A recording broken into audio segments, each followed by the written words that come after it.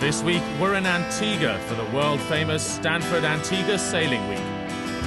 Now in its 41st year, the event is rated as one of the top regattas in the world. It's the jewel in the crown of Caribbean sailing, and its crystal clear waters and excellent sailing conditions attract both the amateur and professional sailor. In this program, we explore the super fast racing machines that compete in these near perfect conditions. We can move around the Caribbean much quicker, only the motor yachts. We can do 22, 24, 30 knots even between the islands, which is quite exciting sailing. And then you park her in the evening and she's a luxury boat, which is the target. We take a look at Sajana, the largest and most expensive yacht in the regatta. At 115 feet and built for $24 million, this spectacular boat combines traditional luxury and breathtaking performance. I want a top high-performance hull, deck and mast and rigging. Very, very clean decks, but with down below gentlemen's club overtones. As well as the boats with more than just a touch of luxury, we go sailing with the multi-hulls, the latest and fastest addition to the racing fleet in Antigua. This boat is made for racing and speed also. That's no compromise for comfort, it's only speed. As well as talking to the owners and finding out why they chose their particular yachts, we visit Nelson's dockyard to discover how this famous event began.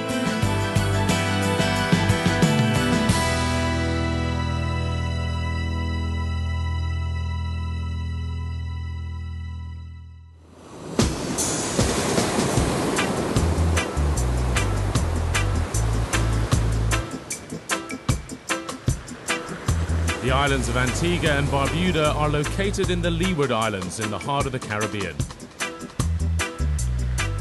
Antigua is best known for its wonderful climate and for its 365 white sand beaches, one for every day of the year. In April, Antigua is transformed as it attracts some of the world's finest yachts to compete in two events. First up is the Antigua Classic Regatta, which is followed by the granddaddy of them all, Antigua Sailing Week. The event sees almost 200 yachts competing over 5 days of racing, and over the years, some of the world's best sailors and richest owners have come to race in Antigua, drawn to the event by some of the best sailing conditions in the world.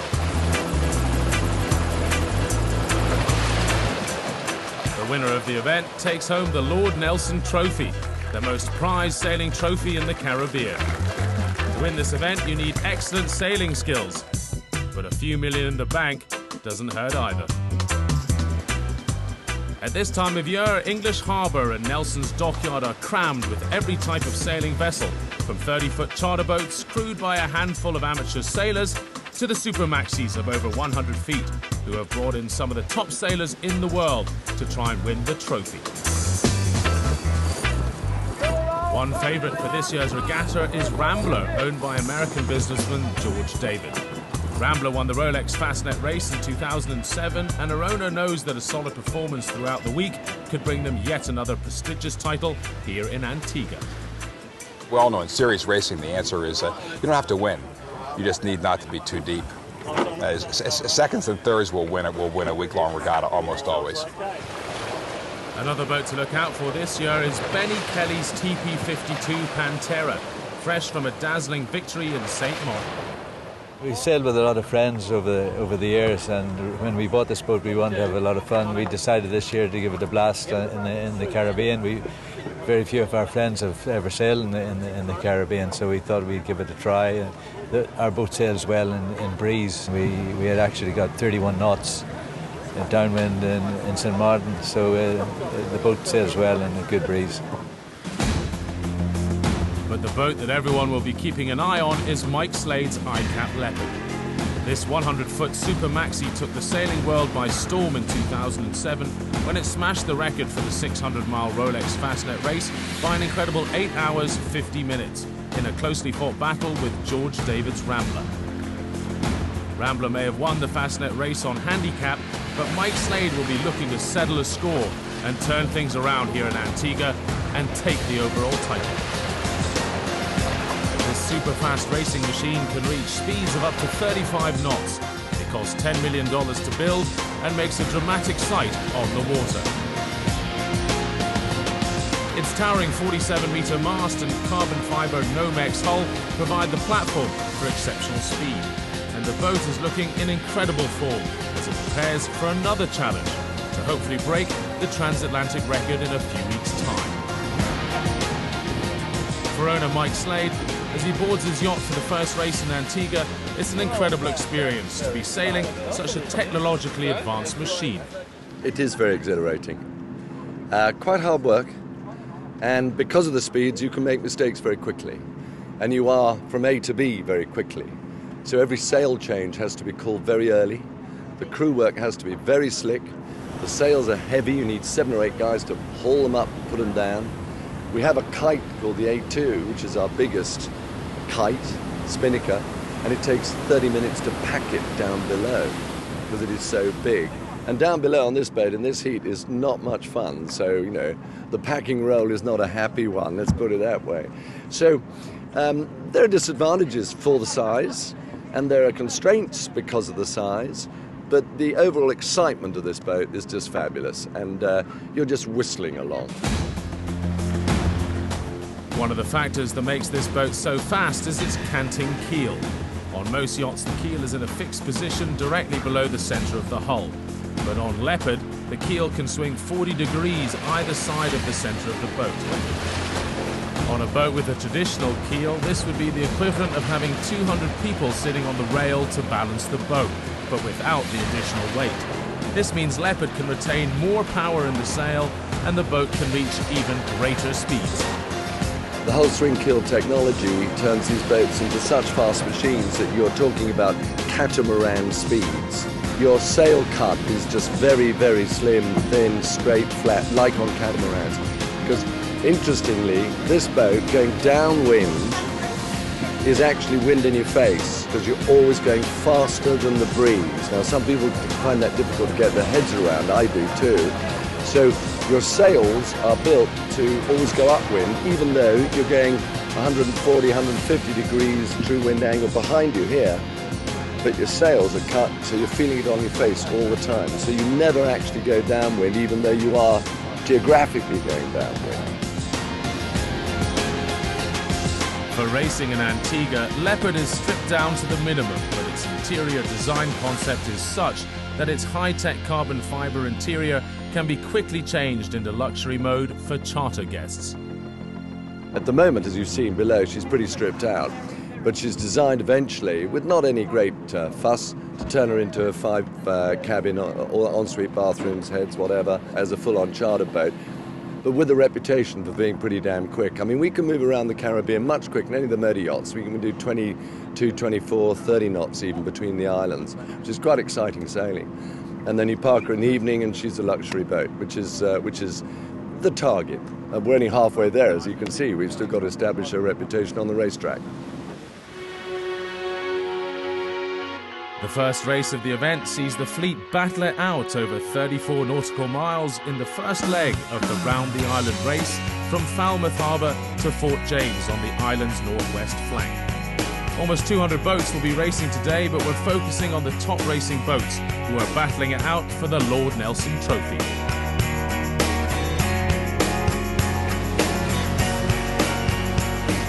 Challenging conditions, the boats get underway in the first of 5 days of racing.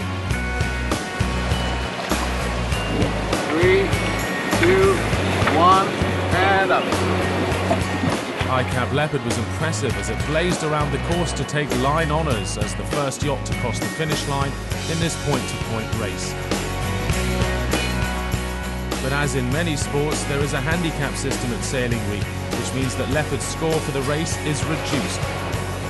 When the results came through, ICAP Leopard finished a distant 4th in the 7-boat class, with Rambler now sitting in first place.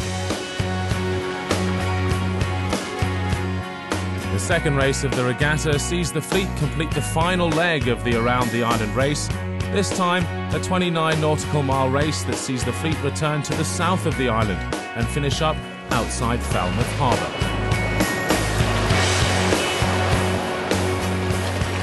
Mike Slade's ICAP Leopard again takes line honours for the second consecutive day to capture the Yachting World Trophy, awarded to the fastest monohull to circle Antigua on elapsed time.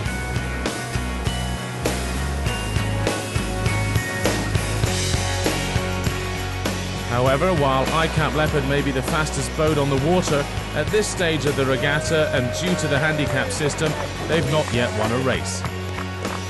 Currently ahead in the class after 2 days of racing is Benny Kelly's TP52 Pantera, the new division leader after taking the win in race number 2. As well as the out-and-out racing boats, there are some yachts that offer breathtaking performance and incredible luxury. One of them is Peter Harrison's Sejana. Peter is a passionate sailor who has previously funded Britain's America's Cup challenges. His boat is not only the largest in the regatta at 115 feet, it's also one of the fastest. An incredible achievement considering that when in race mode, the crystal decanters, widescreen televisions and the luxurious interior stays exactly where it is. I started in 1998 or 9, I think it was. I'd been sailing for 35 years and I got to a point where I'd got very clear ideas of the sort of boat I wanted. And I went to Bruce Farr, who's a New Zealander, but he's the top race boat designer. And basically I said to him, I want a top high-performance hull, deck and mast and rigging, but with down below gentleman's club overtones.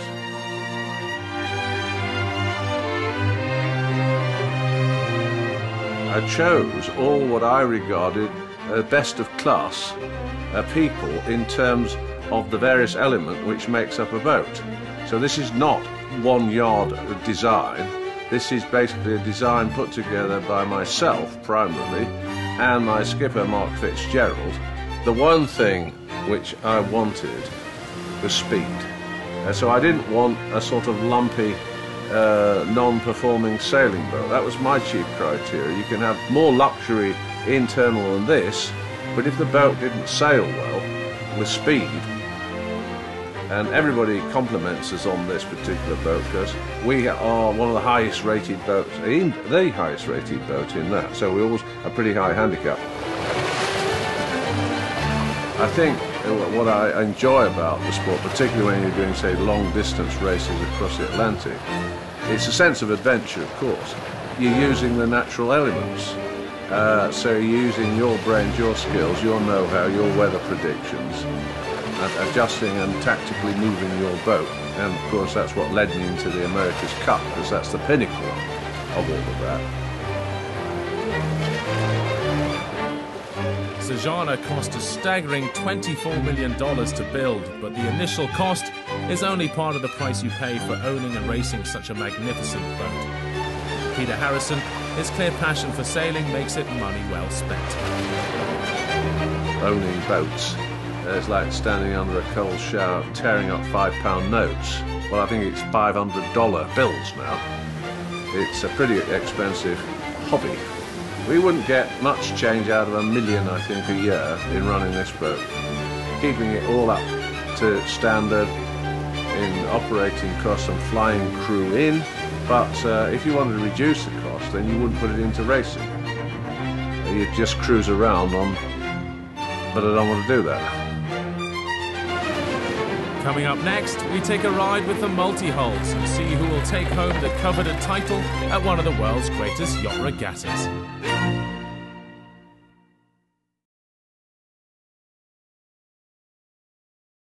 Welcome back to the 41st Antigua Sailing Week, one of the world's biggest regattas in what has to be the most beautiful sailing venue in the world. For centuries, Antigua has been a hub for sailing vessels. The island was considered so important in the 18th century that in 1784 Captain Horatio Nelson arrived here and developed a dockyard at English Harbour. His influence lives on today, with the Lord Nelson Trophy being granted to the overall winning yacht at Stamford Antigua Sailing Week. Antigua's dockyard is still very much a working place, beautifully restored and still employing varnishers and sailmakers just as it did 2 centuries ago. But it was in 1949 that Antigua really took on the role of a leisure yachting island, when Commander Desmond Nicholson settled here and became one of the founder members of Sailing Week. Late 1940s, early 1950s, the Nicholson family came here. And Commander Nicholson was cruising these islands on a British warship. He loved Antigua and came back in the early 1950s with his family. He moved here, bought a yacht called a Mollyhawk. He loved it so much he decided, you know, I got to stay here, find a way to make a living. And he offered his boat, his yacht, for charter anywhere in the Caribbean to anyone who wanted to go sailing in the Caribbean islands.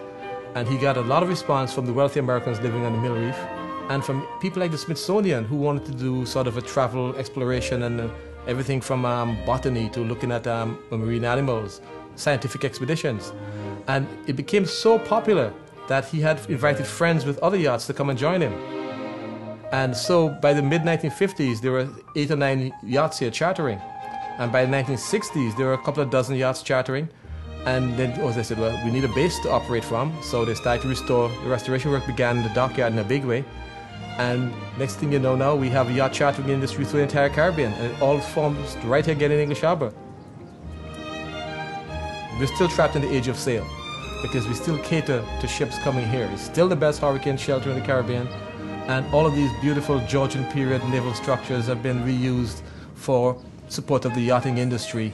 So instead of having military camps today, we have Sailing Week camps and fun sailing all year long, right here in English Harbour. In its 41 years, Sailing Week has grown to be an event that now attracts 200 boats to compete over 5 days of racing, and all against a stunning Caribbean backdrop.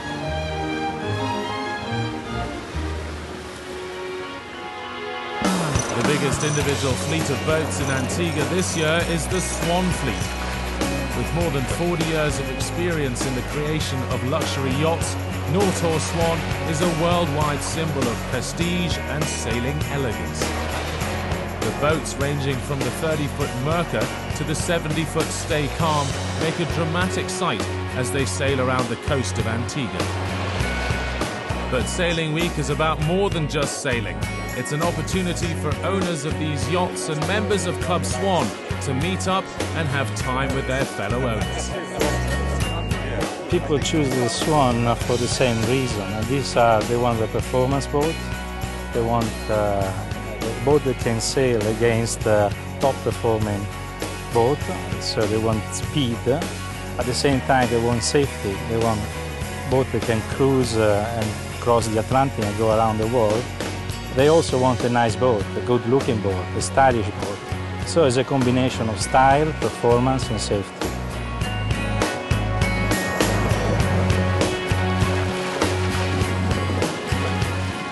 And they come here because they feel equal. They want to stay together as well because the type of client we have, they share the same value. They love the sea.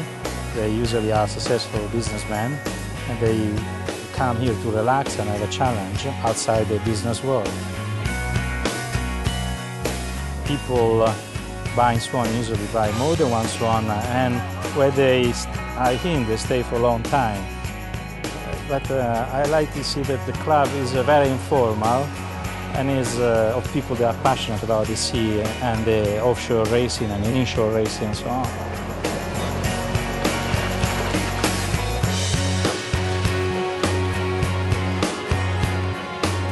Rejoin the action in the penultimate race of the regatta, and I-Cap Leopard again storms through the start line. But even though she's again first across the finish line, victory goes to Benny Kelly's Pantera, who with only one race to go, looks set to win her division and take home the Lord Nelson Trophy for the overall winner of the regatta. Antigua attracts boat owners who appreciate some of the finer things in life, but there is one class of yacht in Antigua which has nothing to do with luxury, and that's the trimarans, the fastest boats on the planet.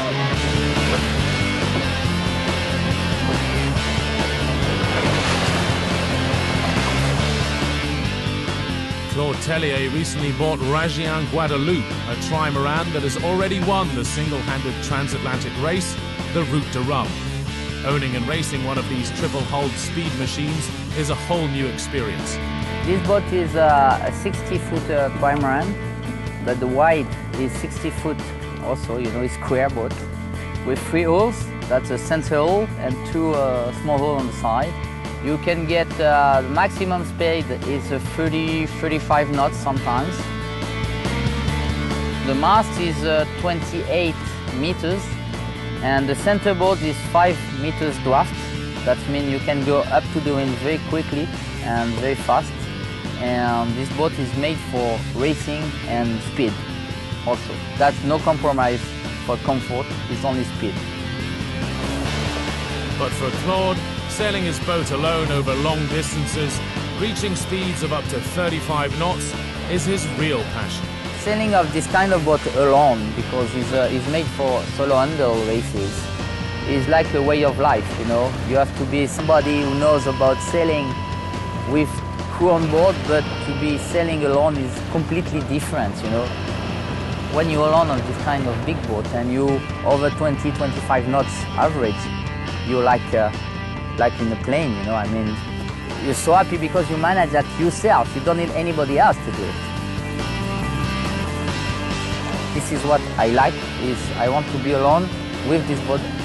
It's difficult to explain that, you know. You have to be alone on board to know. The trimarans may be solely designed for speed, but there is one class of multi-hull in Antigua that manages to balance high performance and luxury living. These luxury gunboat catamarans can set you back up to $12 million. They can reach speeds of up to 30 knots, and with their high-tech construction and extreme comfort, they seem the perfect boat for owners who wish to sail the world and live on board in style. These are very high-tech raceboat style construction boats, but their purpose is luxury world cruising. So it's a really unique combination of high technology, high speed, and the utmost of creature comforts. These are all carbon fiber boats, Nomex honeycomb cores. They're amongst the highest tech sailboats made in the entire world. You can hold them up against any of the fastest race boats, and they'll compare favorably or better in terms of technology. But it's not just the pleasure of racing that attracts these boat owners. There's a clear camaraderie and lifestyle that goes with owning a gunboat. I think each owner is a bit different. I think every one of them enjoy just the fun of being with each other and sailing these incredible boats side by side at high speeds on tight courses. There's one or two that really come to win, but I think in general, each of the owners and their groups on their boats really enjoy each other's company. It's as much about the fun in the parties and the friendships as it is about the racing. Looking for Elvis, a 48-foot gunboat is owned by Bruce and Nora Sladen, who bought the boat in 2006 to sail around the world. And if you do it on a gunboat, you're doing it in style. Sailing's always been a dream of mine, to have a sailboat, you know, as a younger lad, you know, to sail across the quintessential South Pacific, and, you know, it was so romantic, so looked like such a great lifestyle that I just kind of kept it, you know, in the forefront of my thought. And then when we decided to retire, we bought a boat and started cruising the world. The design of the gunboat means you get a sumptuous and spacious living area with 360-degree visibility. But for Bruce, the real pleasure is the speed you can reach in these high-tech cats. It's essentially, though, our house. We live on this full-time, and we race it, and we just love catching monohulls. We catch fully crewed maxis all the time on the course. They'll have 18 crew on the rail, and we'll be going by and you know, making some lunch, and they can't point any higher than we can, and we point just as high, but we go faster. So these are a great sailboat to live on and to race. After 5 days of racing, Stanford Antigua Sailing Week comes to an end. For over 4 decades, this historic event has seen a huge range of yachts competing in beautiful Caribbean conditions. The two pre-event favourites, Rambler and iCap Leopard, sailed magnificently throughout the week. But in the end, Pantera, owned by Benny Kelly, wins the final race, securing the Lord Nelson Trophy as the overall winner. The race may be over, but there's still time for the 2,000 sailors who came to the regatta to party in one of the world's most stunning locations. And it's a sure bet they'll be back next year.